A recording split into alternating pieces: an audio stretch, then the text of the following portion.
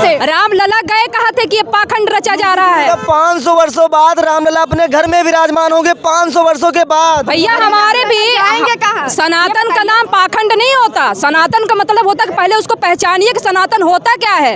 रामलला आते तब जब कहीं जाते हमें हमारे घर में संस्कारों में ये सिखाया गया है कि कण कण में है भगवान। तो ये भाजपा पाखंड राम के नाम पे बस वोट मांगे, भीख मांगे। और माता सीता कहाँ जाएंगी? जैसे मोदी जी पीछे कर दिए तो उनको भी पीछे कर देंगे।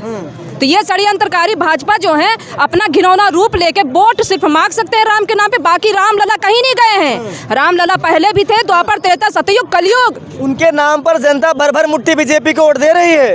भैया वोट तो तुम भी जान रहे हो, हमारे मध्य प्रदेश में चुनाव हुआ है तो वहाँ जो है आप मध्य प्रदेश रहने वाले हैं? हम मध्य प्रदेश सिंगरौली विधानसभा से हैं। सुनिए आप, हमारे मध्य प्रदेश में बसपा के खुद का उसका वोट नहीं था उसके ही बूथ पर।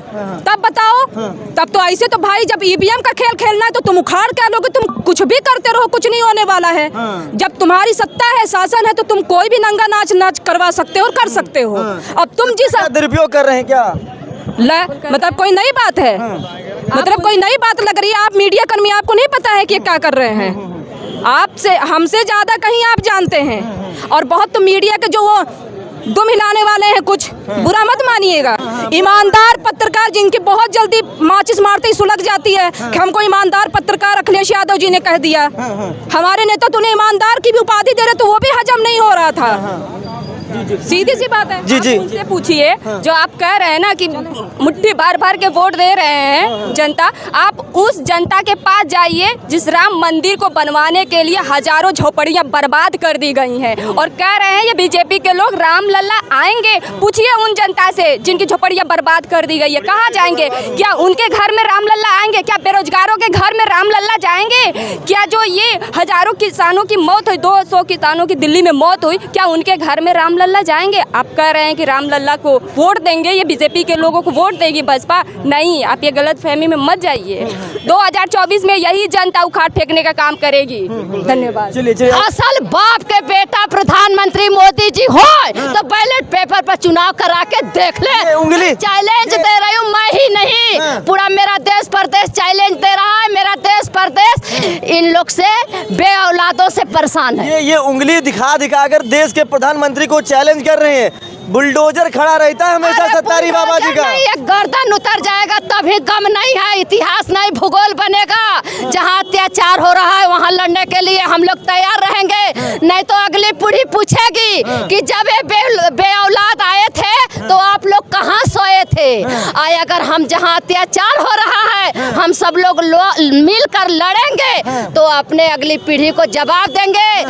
अगर हम मरेंगे तो जो जिंदा रहेगा वो जवाब देगा कि बे औलादों से लड़ने में मरी है। आप लोग 2014 में लड़े, 2017 में लड़े, 19 में लड़े, 22 में लड़े, लड़ते लड़ते भी थके नहीं है क्या? थके नहीं है भैया। प्रधानमंत्री मोदी जी और माननीय योगी जी थक रहे हैं। वो बैलेट पेपर पर चुनाव कराए ना तो हम लोग मजा दिखाए। क्यों डाका मार रहे हैं? डाका मार रहे हैं? हाँ, मार रहे हैं। बेईमान सरकार पिकअप का पिकअप एटीएम चोरी हो जा रहा है। बैलेट पेपर पर चुनाव कराए ना। असल बाप के बेटे हाँ प्रधानमंत्री नरेंद्र मोदी जी तो बैलेट पेपर पर चुनाव अब कराइए। मैं ही नहीं, मेरा उत्तर प्रदेश और मेरा केंद्र सब लोग तैयार हैं, यही मांग कर रहे हैं।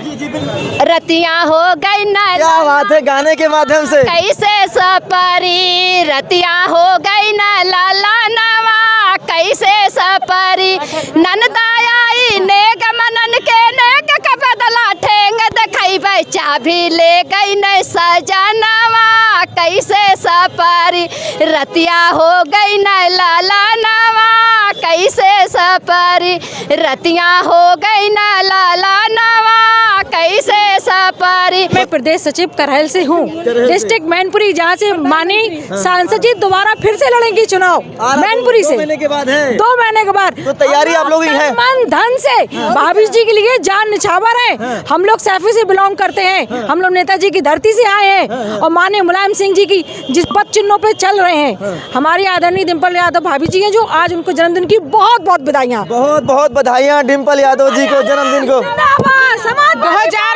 2024 में अखिलेश भैया को मुख्य प्रधानमंत्री बनाएंगे हम लोग।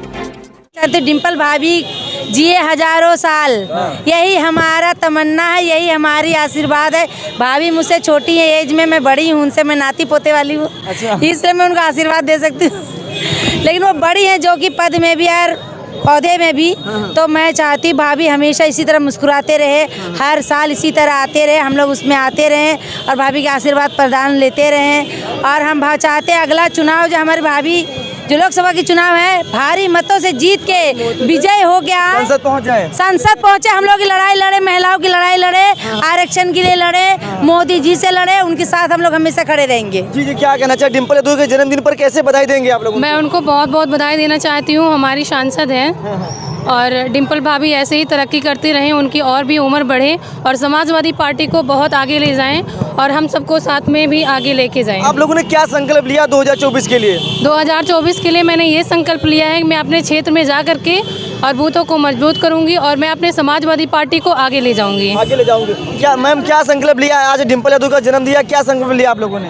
मैं सीमा यादव जिलाध्यक्ष इटावा से हूँ और लोकसभा हमारी मैनपुरी जो डिम्पल भाभी माननीय डिम्पल यादव जी हैं, मैं उनको अपनी शरीर का एक एक बूंद उनके नाम है, एक एक बूंद उनके नाम है और मैं उनको यहाँ से लेके उत्तर प्रदेश का मुख्यमंत्री बनाऊंगी। मैं प्रदेश सचिव करहल से हूँ, डिस्ट्रिक्ट मैनपुरी, जहाँ से माननीय सांसद जी दोबारा फिर से लड़ेंगी चुनाव मैनपुरी से 2 महीने के बाद है। 2 महीने के बाद तो तैयारी आप लोग ही है? मन धन से भाभी जी के लिए जान निछावर है। हम लोग सैफी से बिलोंग करते हैं, हम लोग नेताजी की धरती से आए हैं और माननीय मुलायम सिंह जी की जिस पद चिन्हों पे चल रहे हैं, हमारी आदरणीय डिम्पल यादव भाभी जी हैं जो आज उनको जन्मदिन की बहुत बहुत बधाइयाँ। बहुत बहुत बधाइयाँ डिम्पल यादव जी को जन्मदिन को। 2024 में अखिलेश भैया को मुख्य प्रधानमंत्री बनाएंगे हम लोग। डिम्पल यादव जी का जन्मदिन था, महिलाओं ने क्या संकल्प ले लिया 2024 के लिए? बताएं। इसके बाद आप ही का नंबर है, बोलिए। महिलाओं ने नीचे स्तर से लेके ऊपर तक संकल्प लिया है कि जमीनी स्तर से कार्य करेंगे और आगे बढ़ेंगे और 2024 में समाजवादी की सरकार समाजवादी की सरकार बनाएंगे। महिला क्या संकल्प लिया है आज डिम्पल यादव की जन्मदिन पर महिलाओं ने?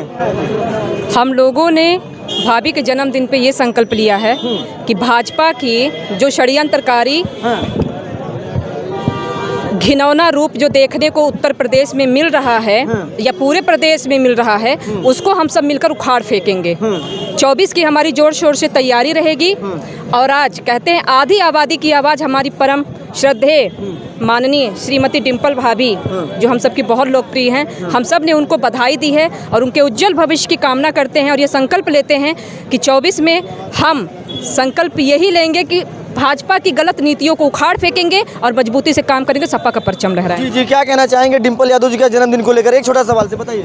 देखिए, मैं सबसे पहले आदरणीय डिम्पल यादव जी को मैं जन्मदिन की हार्दिक शुभकामनाएं बधाई देती हूँ। देखिए, आज मैं आदरणीय डिम्पल भाभी जी के जन्म दिवस पे हम महिलाओं ने ठाना है कि हम सभी महिलाएं आधी आबादी मिलकर 2024 में यह भारतीय जनता पार्टी को उखाड़ फेंकने का काम करेंगे। और ये भारतीय जनता पार्टी के लोग जो 22 जनवरी को बोल रहे हैं राम लल्ला आएंगे, राम लल्ला, और भी लोगों से क्या दिक्कत राम लल्ला जी से बिल्कुल नहीं है।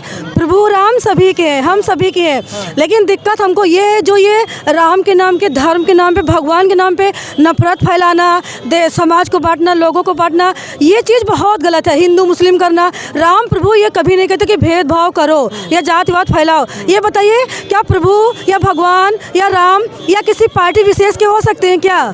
या राम किसी पार्टी विशेष के हो सकते हैं? नहीं ना। तो एक पार्टी कैसे कह सकती कि योगी जी ने कहा कि 500 वर्षों के बाद रामलला जी अपने घर में विराजमान होंगे, 500 वर्ष लंबे वर्षों के बाद उनको घर मिला है। कोई किसी को बुरा न लगे, मैं किसी को आहत नहीं कर रही हूँ जिनकी भावनाएं धर्म को, भगवान को लेकर के, लेकिन भगवान राम गए कहाँ थे? जो ये कह रहे हैं कि राम जी आएंगे, मैं एक सवाल कर रही हूँ कि भगवान गए कहाँ थे? वो तो हमारे पास, हमारे साथ, हम सबके साथ ही थे। कहाँ गए थे? कहीं गए थे क्या? ये क्यों कह रहे हैं कि भगवान प्रभु आएंगे, राम जी आएंगे, राम जी आएंगे? राम जी कहीं नहीं गए थे, यही थे, यही है, हम लोगों के साथ में यही रहेंगे। लेकिन ये केवल राम के नाम पर वोट मांगना, राजनीति करना छोड़ दें। भारतीय जनता पार्टी वालों को मैं चैलेंज कर रही हूँ।